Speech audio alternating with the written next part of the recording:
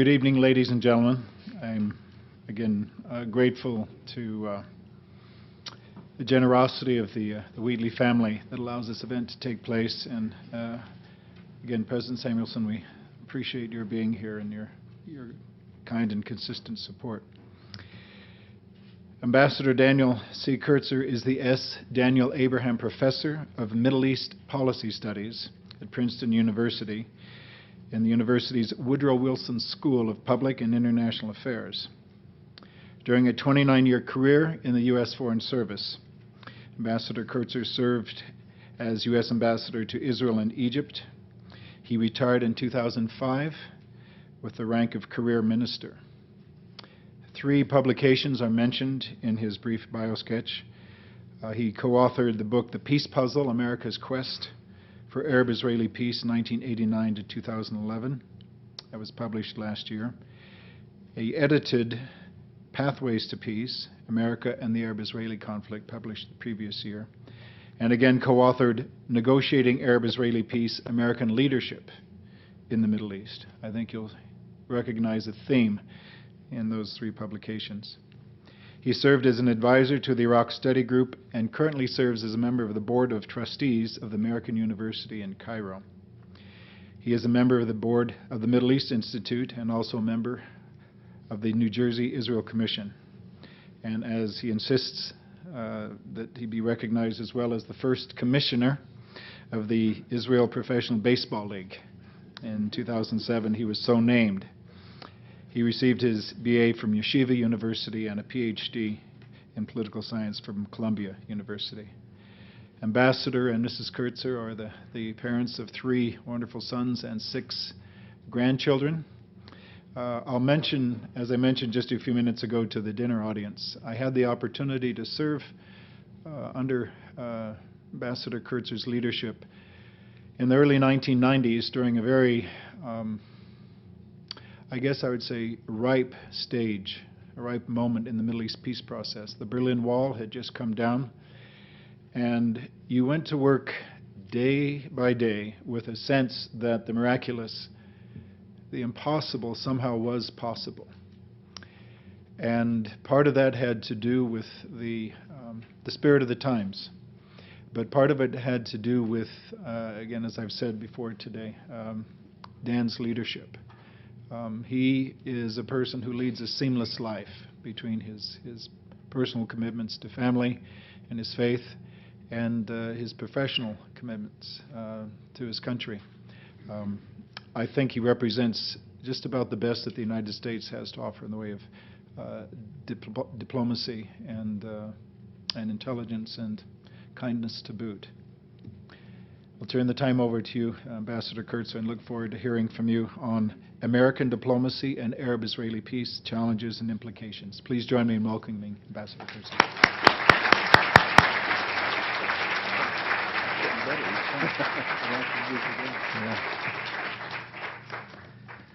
I've had a great day in starting in Salt Lake City and now in Provo, and I want to thank the university, particularly President Samuelson, the Wheatley family, Dr. Williams, and Fred Axelgard for making it possible for me to join you. The title of today's talk could actually have been ascribed to any talk given in the last 30 years or so, because the Middle East peace process, the search for a comprehensive peace settlement between Arabs and Israelis, has always been presented with challenges, and both its successes and its failures have had very serious implications, not only for the parties in the region, but also for our country. But it may be particularly appropriate to address this subject today for a variety of reasons, not least of which is we have a Secretary of State who, when he entered office, decided for good reason that he was going to devote considerable time and effort to see whether or not he could lead the 2 parties, the Israelis and Palestinians, to at least the beginning of a breakthrough, if not an actual settlement of their differences.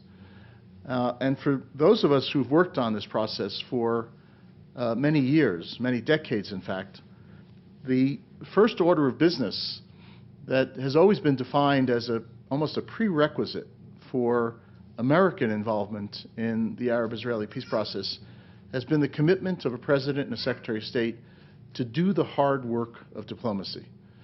Now, for those of you who have followed the diplomatic ups and downs of the Arab-Israeli peace process, you may think of only the downs, of the crises that occurred in the early years before the peace treaty with Egypt, or the crises that occurred even after the breakthrough at Madrid and the breakthrough in Oslo, the two Palestinian uprisings and Israel's response, Israeli settlement activity. In other words, we tend to accentuate the challenges and the problems in this peace process. But the reality is that where we have come from brings us to a point where it may be difficult to get to where we want to go, but it is not impossible. And so in some ways, I have been termed, and I wear it as a badge of honor, an idealist, an optimist, in the belief that, in fact, this seemingly intractable conflict can be turned around and a pathway to peace can be formulated. Now, I'm mindful of the famous philosopher George Carlin, who suggested that inside every cynic there is a disappointed idealist. And at some point, I may turn into that cynic, having spent the last 35 years as an idealist who's not yet disappointed. So I want to talk to you tonight about why there is still hope that this process, as seemingly difficult as it is, can actually be brought to a resolution, and why, in fact, we, as the third party, may be on the right track in the efforts of the Secretary of State and the current administration.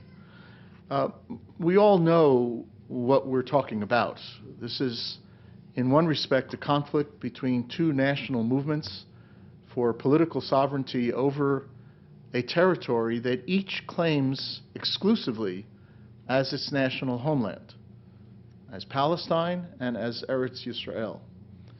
And so far, in that claim of exclusive sovereignty, neither side has been willing to make what, for many, for example, in the business community, might see as a logical compromise. Split it in a way in which each of the national movements will find at least some comfort of independence and political sovereignty in part of the homeland, if not in all of the homeland. And to distinguish between the dreams and the historical memory of homeland and what can actually be governed as a nation state today. And in some respects, that is the definition of this conflict. But it's an inadequate definition, because in fact, we are talking about two traumatized peoples, both as a result of the conflict between them, but also as a result of a set of narratives about their own histories which are remarkably parallel and in some ways a mirror image of each other. I mentioned to your students earlier today, when I had a chance to meet with a group of about 20 of them, very bright and quite committed students, that one of the exercises I do in the classroom when I teach the Arab-Israeli conflict is to start out asking the students to describe what they know about the national narratives of Palestinians and Israelis. And we go through this exercise for a few minutes, and I mark down on the board what they say into two lists. And then you stand back and look at these two lists, and they're almost the same. Both peoples are traumatized by what they perceive to be injustices that they have suffered as a result of history and as a result of each other's actions.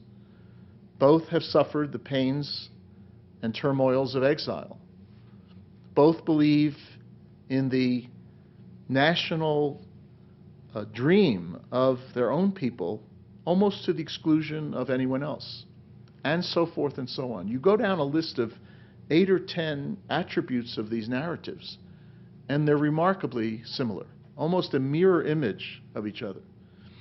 So actually, this is not only a conflict over the territory that two peoples claim as their own, but it's a conflict that actually burrows down deeply into the national psyche and identity, the essential definition of self that Palestinians and Israelis carry into this conflict.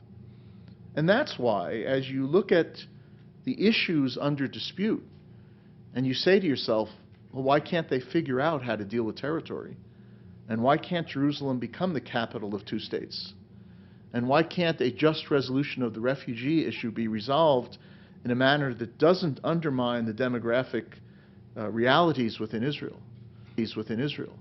Security regimen be negotiated in which both sides feel more secure as a result of peace than they do as a result of the current situation. And you only look at those substantive and proximate issues. Without understanding those narratives, this conflict looks too easy to resolve. And only by delving into those narratives and trying to come up with an understanding of how each side can justify its position in this conflict for as long as it has been, and end up with reasonable and fair outcomes in the negotiations, do we have a chance of succeeding in this peace process. In some ways, all of what I said can be defined under the rubric of reconciling interests. But it's more than interests. It's psychology and it's trauma. It's the Israeli who tells you that he or she goes to sleep with memories of the Holocaust and wakes up in the morning with the reality of the Arab-Israeli conflict. It's the Palestinian who tells you that they still wear a key around their neck on a chain, remembering the house that their grandparents or great-grandparents left or were evicted from in the period of 1948-49. In other words, it's the human dimension of this conflict which becomes the challenge for the diplomat.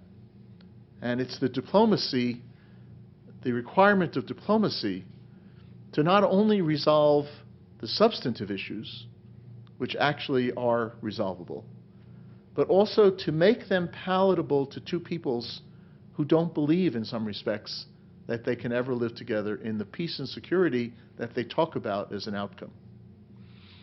In some respects, what those of us who have worked on this process have learned over the course of the past decades is that, to a remarkable degree, Israelis and Palestinians have a picture in their minds of what an outcome looks like to this conflict. And to a remarkable degree, that picture is similar, not in all of its details. Palestinians are not happy about the prospect of an outcome which guarantees them 100% of what Israel took in the 1967 war, but which actually translates into 22% of historic Palestine. So even if we reach a territorial outcome totally identical to the 1967 lines, there will be a part of the Palestinian psyche that says our historic compromise was to give up at least up to 50%, if not more. For Israelis who look at the territory from which they will withdraw in the context of a settlement, these are territories about which we read all the time in the Bible. Whether it's Nablus or Shechem, as it's called in the Bible, or Hebron, Bethlehem, Beit Lechem, Shiloh, Beit El. These are the historic places that become the glue of attachment of the Jewish people to that land. So each side, as I started out by saying, is traumatized, not by the difficulty of overcoming the substantive problems, but by the difficulty of living with an outcome in which dearly held beliefs, long-held beliefs, are going to have to play second fiddle to the possibility of a better relationship with a neighbor with whom they have not had that good relationship until now. Now, if you look at the current situation, and perhaps we'll look at it through the eyes of our Secretary of State, who's made now 10 or 11 visits to the region since becoming secretary, who has used the occasion of his visits elsewhere, last week in Paris, for example, to meet with Arab foreign ministers, who has invited the parties to Washington on numerous occasions, including today when there is an Israeli delegation in Washington, the two negotiators from Israel, who has spent an inordinate amount of time, but has acted, in the words of a friend in Washington, as the Energizer Bunny of diplomacy. Unstoppable, seemingly without an expiration date on his internal battery. If you look at these issues today through the eyes of John Kerry, you want to pack up and go home, because the immediate questions on his agenda look irreconcilable.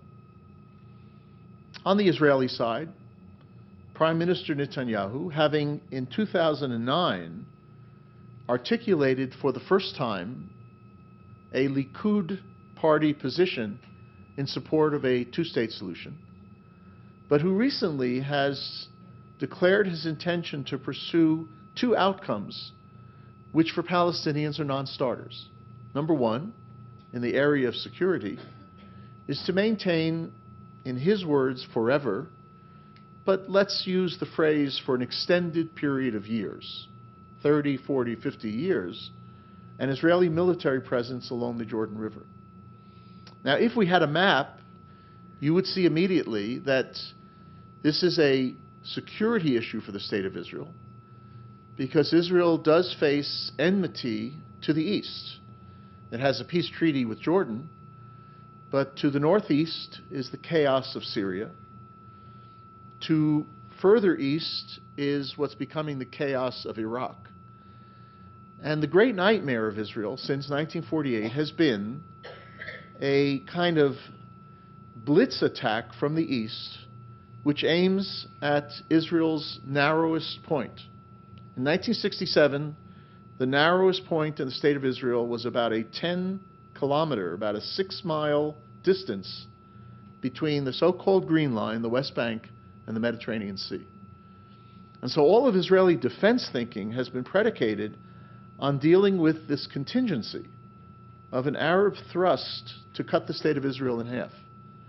To deal with that, Prime Minister Netanyahu says, we cannot trust even the goodwill of a Palestine in peace with Israel to prevent that kind of an attack, which would be, if not the death knell of the state of Israel, a serious blow to the vitality and well-being of the state.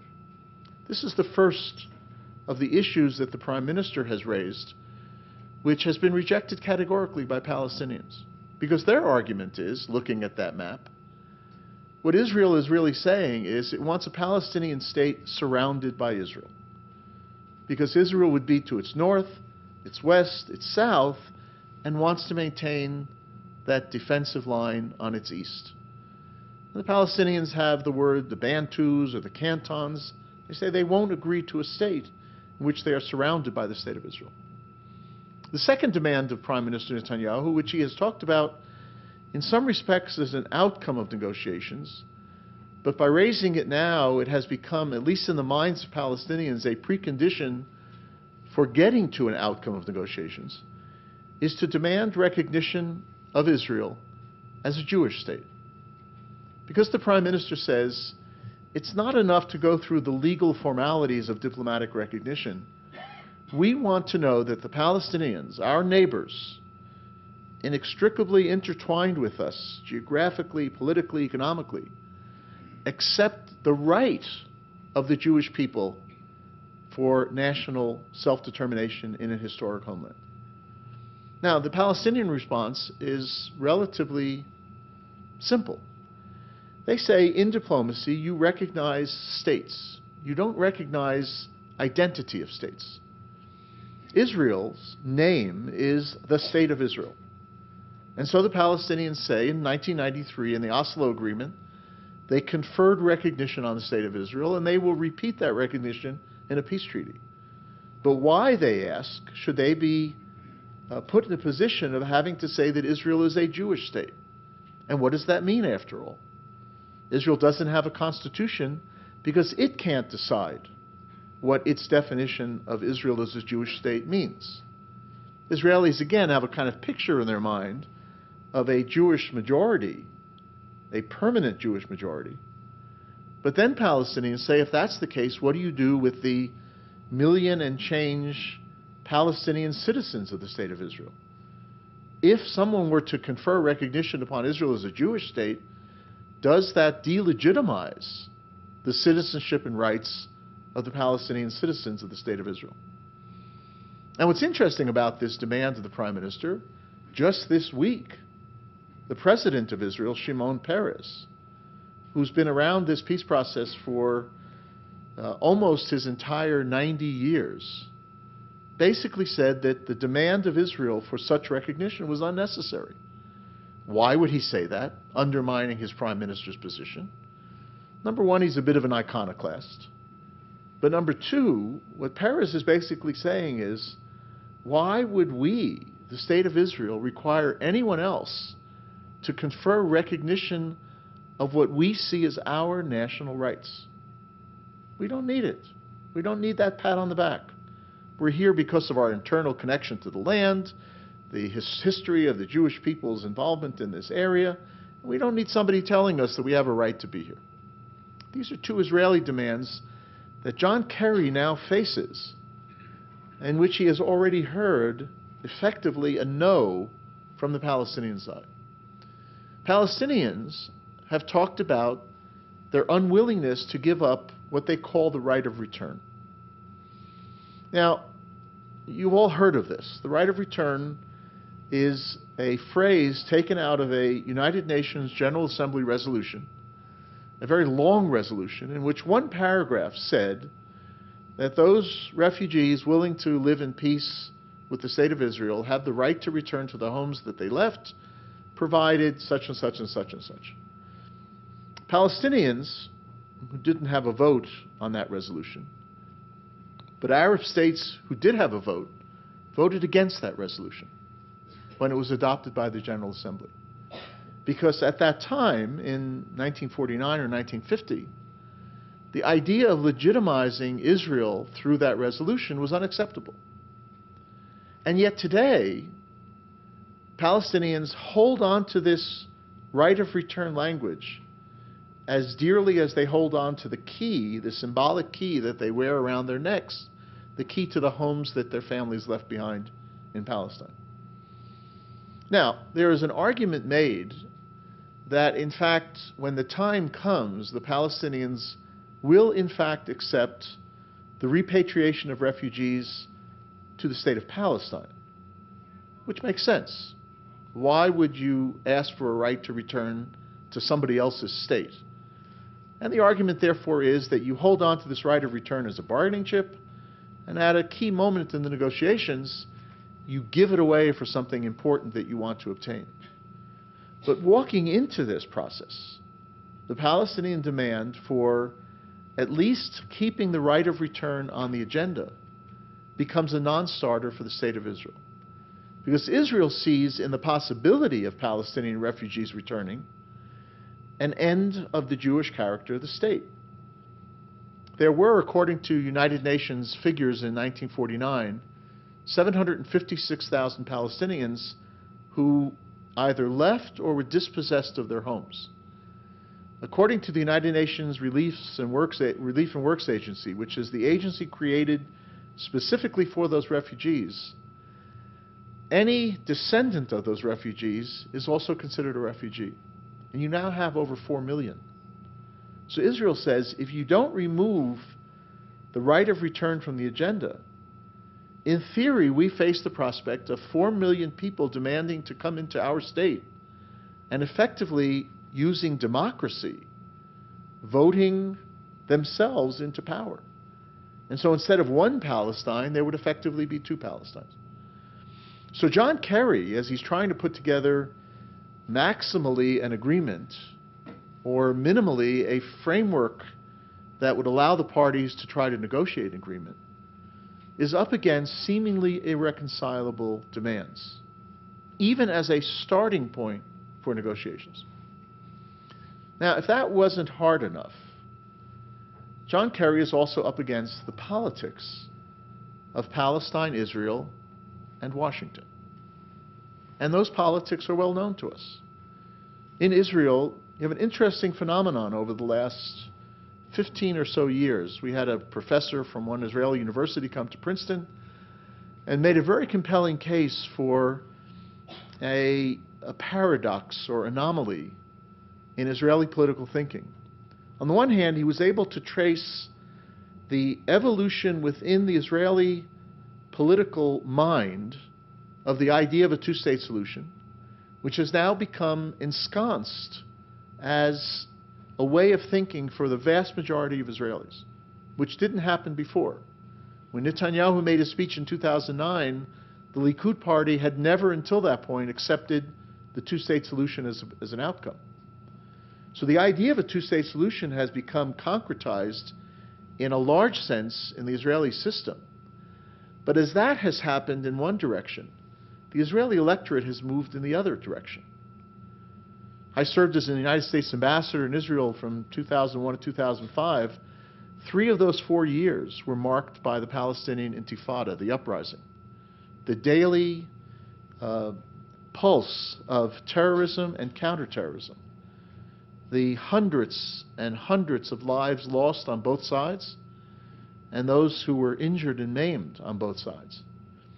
And that particular trauma in Israeli society accounts for the shift in the electorate's move to the right. Because even the peace camp in Israel became convinced as a result of the Intifada that even if the two-state solution was the only logical and acceptable outcome, there wasn't a partner with whom they could negotiate that outcome. And therefore they needed to kind of hunker down. An attitude which has become reinforced since 2011 and the onset of what started out as the Arab Spring and now has become the dead of Arab winter, the turmoil in the Arab world, including on Israel's borders. So the politics in Israel don't work in favor of an Israeli decision to overcome these fundamental differences. Now, the coalition that Mr. Netanyahu has assembled is a very strong coalition, and it can survive for quite some time, except if Netanyahu makes the decision to accept a Kerry framework agreement.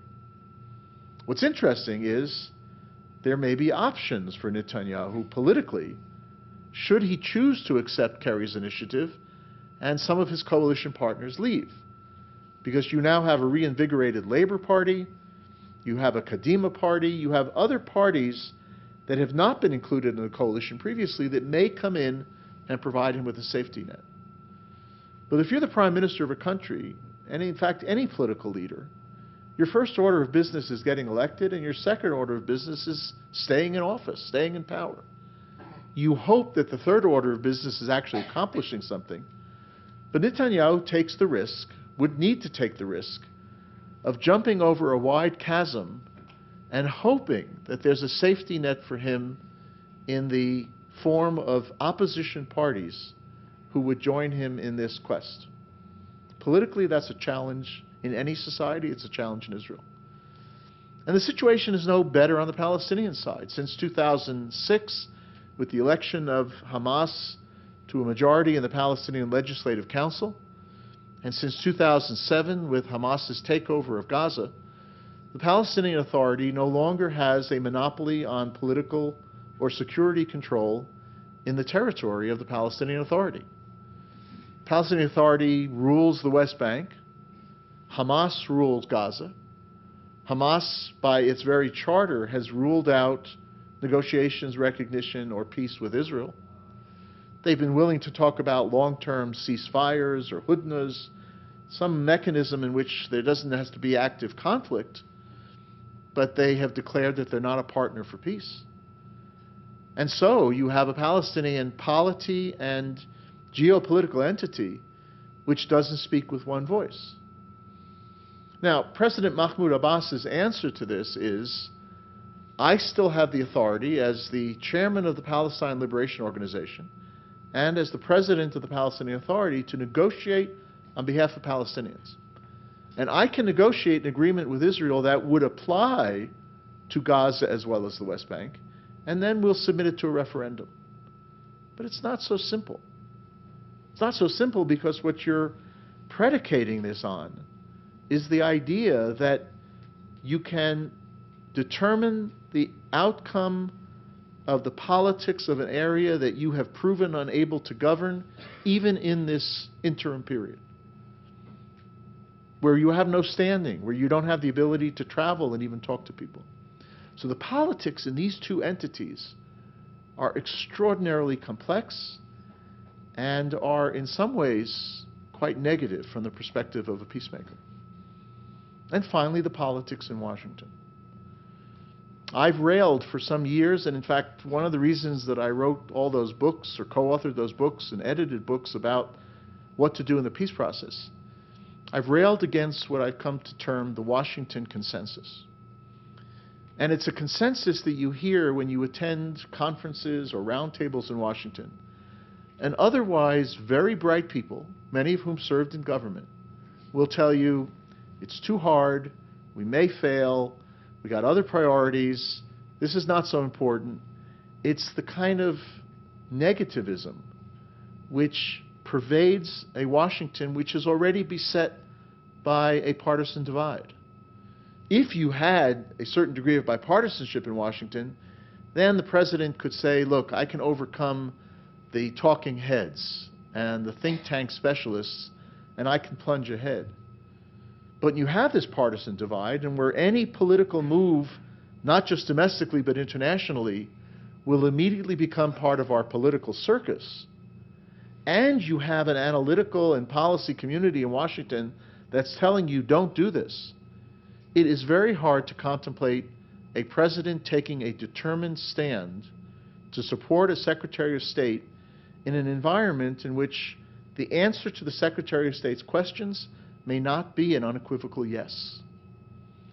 Now, in 1991, when James Baker, with the support of his president, George H.W. Bush, was negotiating Madrid, Baker could adopt an approach that didn't take no for an answer.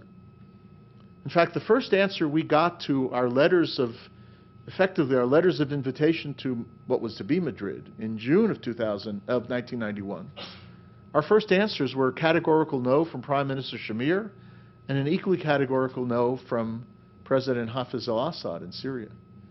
And Baker called us together, his peace team, and said, I don't accept no for an answer. We're going to keep at this. And we're going to whittle away at the reasons why they sent us a no, and we're going to ultimately prevail. And we did. It took some doing. We provided side assurances. We had to adjust some language. There were some things that we wanted to do that were beyond the capability of doing at the time. But you had an administration that proved determined enough not to accept no for an answer. Do we have that administration today? Now, on one hand, you can point to President Obama's statements starting from when he was a candidate in 2008, in which he understood the Arab-Israeli conflict as an important national interest of the United States. So it's not an intellectual problem, but it's a very significant political problem. Can the president, or would the president want to try to withstand the heat that he would face from the Republican Party, from many within his own party, and likely from the pro-Israel community in this country, if it came down to trying to apply pressure on both sides, Palestine and Israel? So I've made a convincing case of why this won't work. Let me tell you why it can work. And I'll leave you with this and we can have a discussion. It can work under what I would call two circumstances. Number one, if Kerry's reach is not unlimited, but not circumscribed. If Kerry is trying to negotiate the best possible areas of agreement between the Israelis and Palestinians, it's not going to be worth much. Because the language representing the conceptual understanding between them will not mask how weak an agreement it is. If you try to reach an agreement, it will be extraordinarily limited in scope and in breadth. Which means, criterion number one for us to watch from the outside. Is what Kerry puts on the table a bold American approach that basically says to the parties, we've heard enough. We've seen you negotiate now intensively for 21 years. We've seen how close you came in the 1990s and even closer in 2008. And we now see where we can help you build bridges of creative understandings to overcome the gaps. For both sides, there will be a significant number of unacceptable elements, because it will say to the State of Israel, you will not have a very long-term presence on the Jordan River. But you can accomplish security on the Jordan River through a combination of security restrictions, international observers, monitors, peacekeepers. In other words, we can find a combination of elements to substitute for having your soldiers there, and that's the leap of faith you need to take. And it has to be a leap of faith dealing with essentially the 1967 lines, which the Israelis currently say they don't like. And it has to say to the Palestinians, yes, Palestinians do have a right of return, but they have a right of return to the state of Palestine. Because it's incongruous to believe that you would allow a right of return to another state. And so even if Palestinians want to go home to a certain place in historic Palestine, they're not going to be able to do it. But you can have your capital in Jerusalem. You can work out arrangements for access and religious rights on the Haram al-Sharif, Temple Mount. In other words, the United States, under the first criteria and the first metric, has to reach beyond where the parties currently are and show them where they need to get to. And the second criterion is whether we have the backbone to not accept no for an answer, to persist, to use our diplomatic levers, our diplomatic abilities and persuasive abilities, to use some pressures in order to induce the parties to take the decisions that I firmly believe the people of Palestine and Israel want their leaders to take, but the leaders are having trouble making that decision. So we look ahead over the next few weeks, maybe 2 or 3 months. We look at all of the constraints, both substantive and political. We should offer a prayer for our Secretary of State. But we should offer that prayer in the belief that he is facing a Herculean task, but not an impossible task. Peace is possible between Israel and Palestine in a manner that both can address both their substantive divide and their narratives divide. And so I am not yet the cynic or the disappointed idealist, but a realist who believes that concerted, determined diplomacy can prevail. Thank you very much.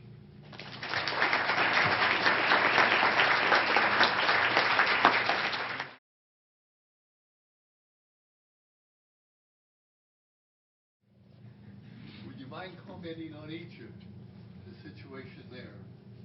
The question was to comment on Egypt and the situation, and I'd be more than happy to.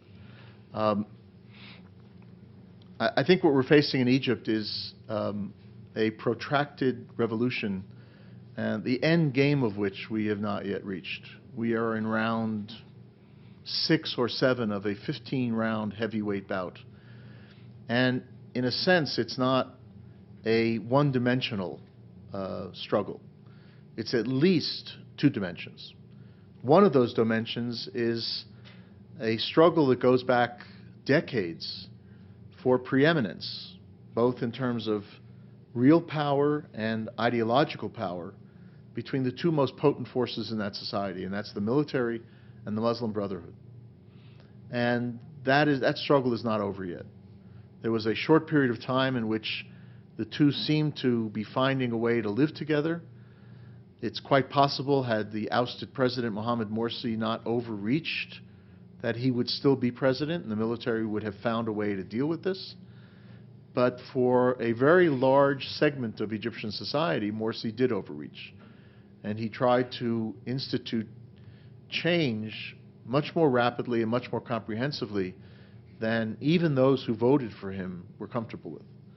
And that struggle is far from over. The military and security services, the interim government, have declared the Muslim Brotherhood a terrorist organization and have set about as a goal to destroy the Muslim Brotherhood, probably not an achievable goal. And the Muslim Brotherhood, having the option of going back underground or standing and fighting, at least until today, appears to be ready to stand and fight. And so you're on the cusp of a possible significant turn in this revolution towards internal civil war. Possible. But that's one struggle. The other is to define the nature of the larger revolution. You remember in Tahrir Square in February of 2011, the rallying cry was bread, freedom, and dignity, or bread, freedom, and social justice, representing a combination of circumstances in Egypt which large numbers of people believed had gone beyond the point of acceptance. Economic inequalities, crony capitalism, and corruption. The wastefulness of government policy supporting the wealthiest at the expense of the poorest, and the gap between rich and poor growing tremendously. You had an issue of dignity, the same kind of assault on dignity that prompted a Tunisian fruit vendor to self-immolate in front of the governor's home. The belief that somehow the persistence of authoritarianism in Egypt was stripping people of their dignity.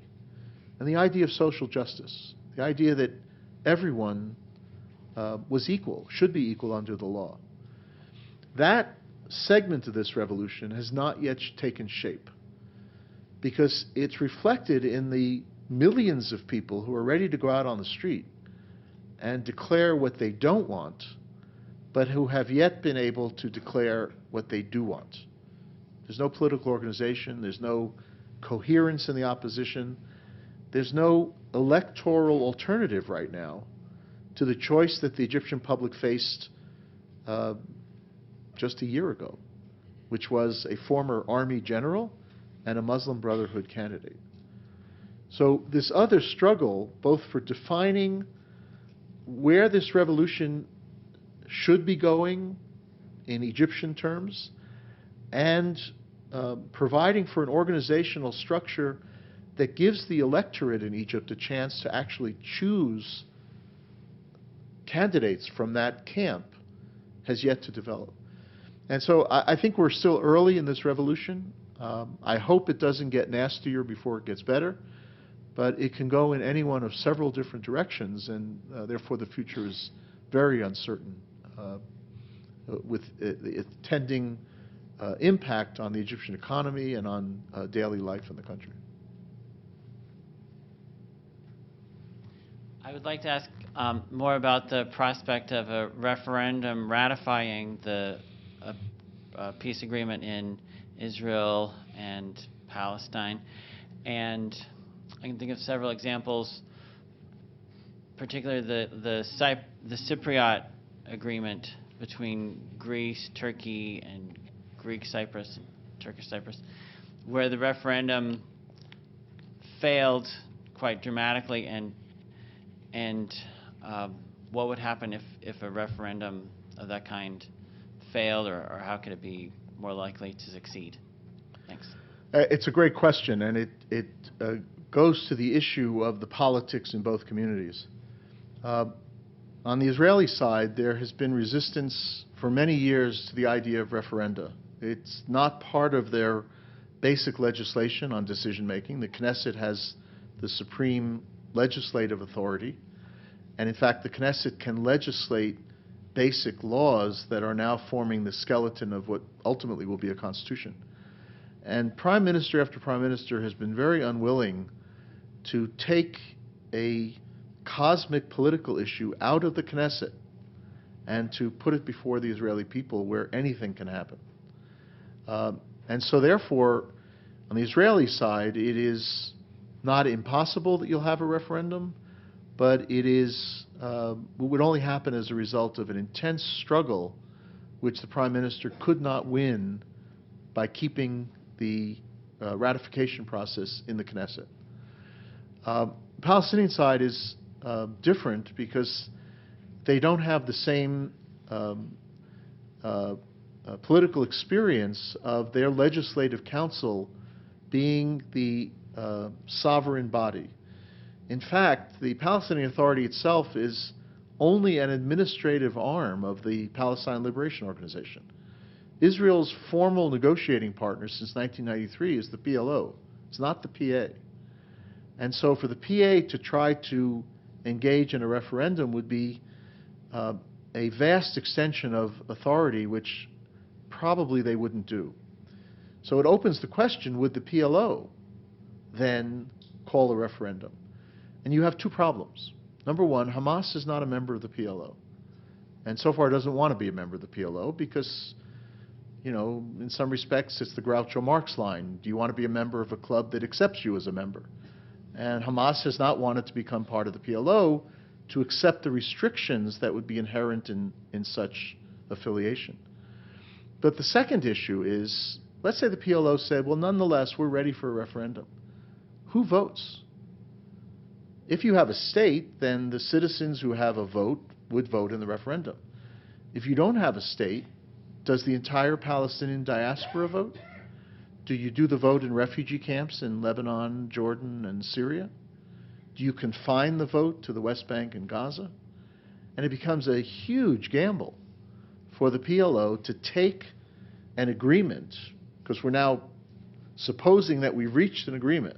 The two leaders have signed, there's a big flourish and a ceremony on the White House lawn, to take that agreement and subject it to a population over which the PLO really doesn't have control, because the Palestinians are dispersed throughout the world. So referendum sounds like a good idea. It's an idea that Abbas, the president of the Palestinian Authority, the chairman of the PLO, has said as a kind of insurance mechanism, well, I won't force anything down your throats, we'll subject it to a referendum. But I think he has said that without thinking through the implications. And therefore, it's unsure how they would go through a ratification process.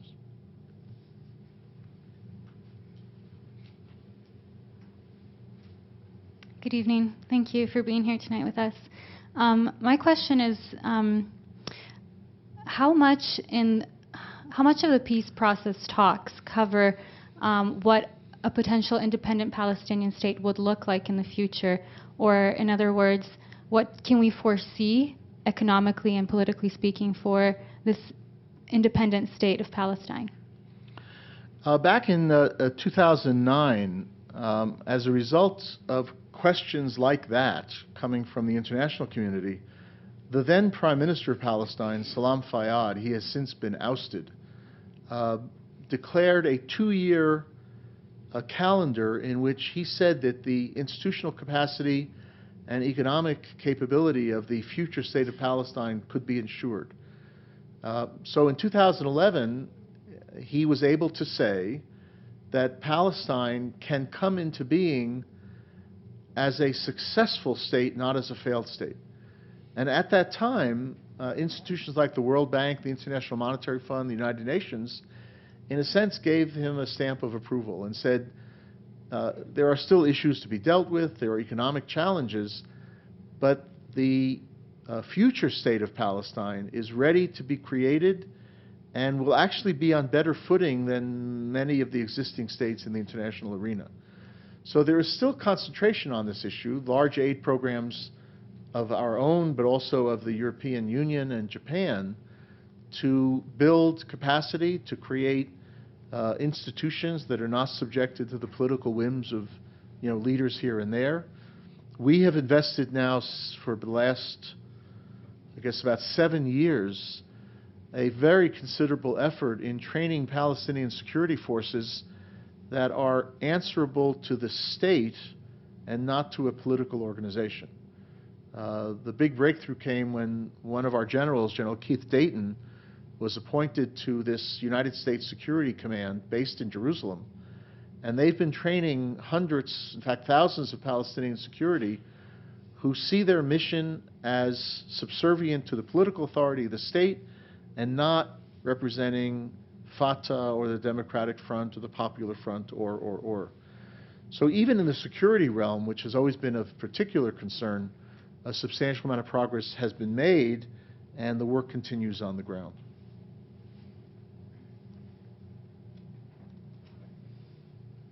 Hi, my question relates to your second criterion in making the peace process work. And if I understood it correctly, you said that the United States has to have a little more spine and say no and apply diplomatic levers or pressures. And I'm wondering, what are those levers? And if I may guess that one of them is money, is it possible for the United States to fund Israel less? You know, in a list of what I called persuasion and pressures, the issue of aid does not necessarily have to be the first item on the agenda. Israel, in particular, is extraordinarily sensitive to United States thinking. We are their best friends, and in times of crisis, we are sometimes their only friends. And they watch us very carefully. They watch when we frown. They watch when we smile. I had experiences as ambassador, and they're small examples, where just the thought of my taking an action that would signify some distance between us prompted the Israelis to okay what it is that we asked for, because they didn't want that kind of gap between us to be perceived.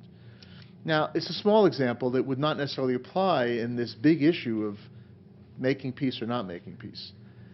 But our diplomacy gets enhanced considerably if the Israelis know that we're not going to be an easy pushover, and if the Palestinians know that we're not going to be an easy pushover.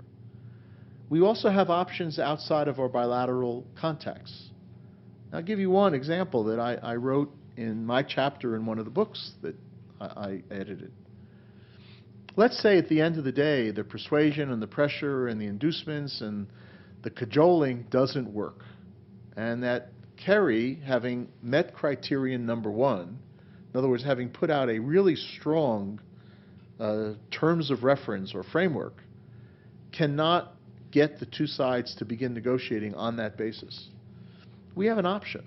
We can take our terms of reference to the Security Council.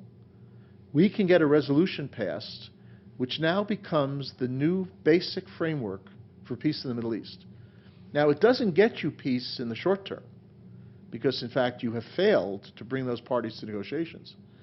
But we've been operating on the basis of a set of terms in this peace process since 1967. UN Security Council Resolution 242, adopted in November 1967, is still the basis for negotiations. Well, what happens in 2014 or 2015 if we create a new basis, which is in fact Kerry's framework? So you may not reach an agreement in 2014 or 15, but you have changed the very essence of this conflict resolution process for another moment in which diplomacy may be able to act. So you have the pressures, the persuasions. Maybe at the end of the day you might use some economic levers. I would argue not to use security assistance as a lever, because then you cut into a basic requirement in this process that Israel has to feel at least as secure in a settlement, peace settlement, as it feels now. But you, at the end of this process, you may include economic assistance as one of your pressures. But you can also not do that. You can say, look, our bilateral relationship with Israel is strong and sound. We have good reasons for maintaining that relationship. We're not going to cut off aid, but we're going to take our peace process proposal and we're going to make it into an internationally recognized formula for resolving this conflict. And that will scare both sides, maybe into agreeing, but it'll certainly scare them considerably to see this become the new foundation for making Middle East peace.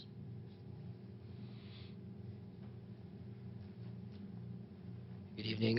Thank you for speaking to us. That was a wonderful speech. I wanted to ask two questions, if you didn't mind.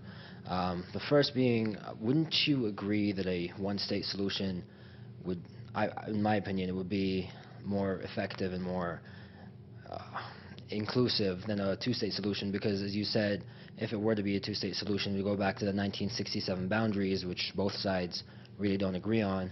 But if we have a one-state solution with a system similar to that of the United States, with a federal government and sort of two states, being Palestine and Israel, which have parties running for office in the federal capital being Jerusalem, and having both live together, in that system, allowing them to visit, other parts, so it's not, as chopped up as a two-state solution. And if you don't mind, the second question. Also, the way I see it is that, you guys have been trying to go at it. When I say you guys, I mean the older generation, for years, and Thank you very much. Yeah. and really nothing has The come of it. over-the-hill gang. Yeah. Right. And really nothing has come of it. Don't you think that it's time for the youth or the younger people to step in? Because when youngsters, my family's from Gaza. I'm one of the refugees that you spoke about. Don't you think when people like in Palestine, people in Israel are raised to almost hate the other side and to despise them and want to just, have all the power on this side or on this side, that they're going to grow up and be the same people and do the same things that everyone's been doing? Don't you think that we need to start educating, both sides differently, and the United States could help or put their energy forward in that? Look, on the second question, first, I couldn't agree with you more. This over-the-hill gang tried our best. We had some successes and some failures, and it is time for new thinking and a new generation to emerge. I suggested to the students I met earlier today to think about careers, or at least some years in public service, including on this issue. And in each society, it would be tremendously beneficial to see this transition taking place. In some cases, it may harden positions, because in the same way that you're not bound by the failures of the past, you're also not bound by the successes of the past. But on the other hand, it's refreshing, and I couldn't agree more. I think our own peace team should be the first place to do it. Clean house and bring in, the 30-year-olds and the 40-year-olds who are smart and creative, and they'll make their own mistakes and give it a shot. And I'm not just saying that to be polite and kind. I actually believe it. I told Fred it's actually being carried out in my own family. My daughter-in-law is now the Arab-Israeli chair of the United States Institute of Peace Working Group. So she's taken over the peace process in our family. And I'm just a resource. She calls me up periodically and we talk about stuff. But, it's like the lawyer who hands over his cases to make sure they keep going. Well, my daughter-in-law is now doing the peace process. And at some point she'll probably go into government for a few years. And I think it's about time that happens. Look, the one-state solution sounds a lot better than I think both sides, if push came to shove, would actually accept. The Israeli argument against it is easier to define than the Palestinian argument. Because the Palestinian argument is, we've been under occupation essentially for 100 years. Whether it was British mandate or in Jordan on the West Bank or under Egyptian military government in Gaza before '67, Israeli occupation since '67, anything is better. And if we are in a state where we have political rights and political freedoms and we can vote and we can breathe the air freely, it's got to be better than what we have now. The problem with that is that for the foreseeable future, at least depending on what demographers say and what actually happens on the ground, at least 10 years, if not maybe more, Palestinians would remain a minority in the one state. And the effect of being a minority could be seen by them as essentially a continuation of the occupation, dressed up more nicely. So for the Palestinian side, it's a complicated issue. And you, in fact, have Palestinians today articulating support for the one-state solution more than they have in the past, including some well-known former ministers. Sari Nusseibeh, the president of Al-Quds University, wrote a book in which he basically says, his argument was even more. He said, we're willing to accept not even full citizenship. We just want to be free.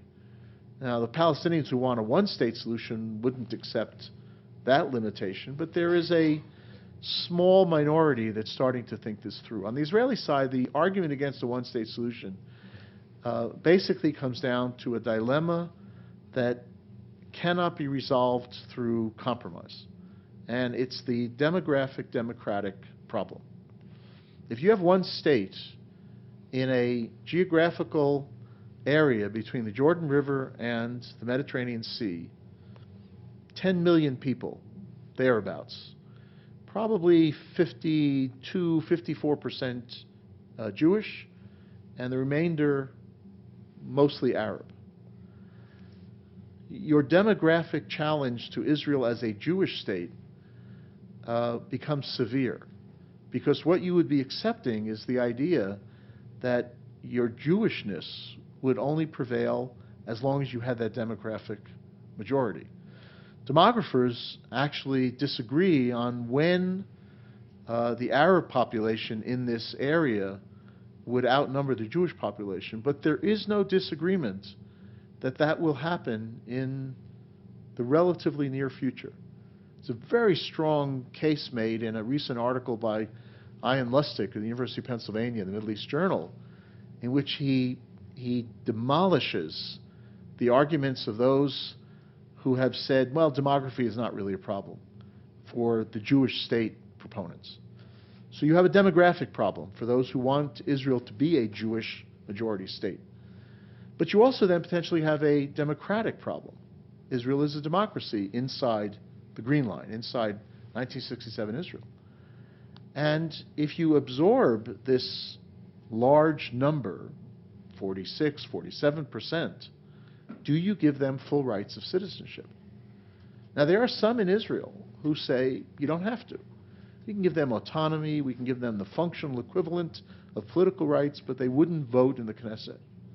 How long do you think that can last in today's world, where you basically have created not what I call, but what the former defense minister of Israel called the possibility of an apartheid state? Ehud Barak, 3 or 4 years ago, said this as defense minister. He said, if we don't resolve this problem in a two-state solution, and if we think we can get away with not giving full rights to Palestinians, rights of citizenship, we will be an apartheid state. And the Israeli public doesn't want to be an apartheid state. So the one-state solution sounds like a nifty idea, but for both sides it's very problematic, and you end up coming back to a two-state outcome. We have kind of an implied commitment as close as 8:30 to wrap up as a tradition. I'd like to invite those who still have questions, come on down after we close, and Ambassador Kurtzer, as long as he can keep his eyelids open, we'll engage them. Please join me in a round of applause for Ambassador Dan Kurtzer.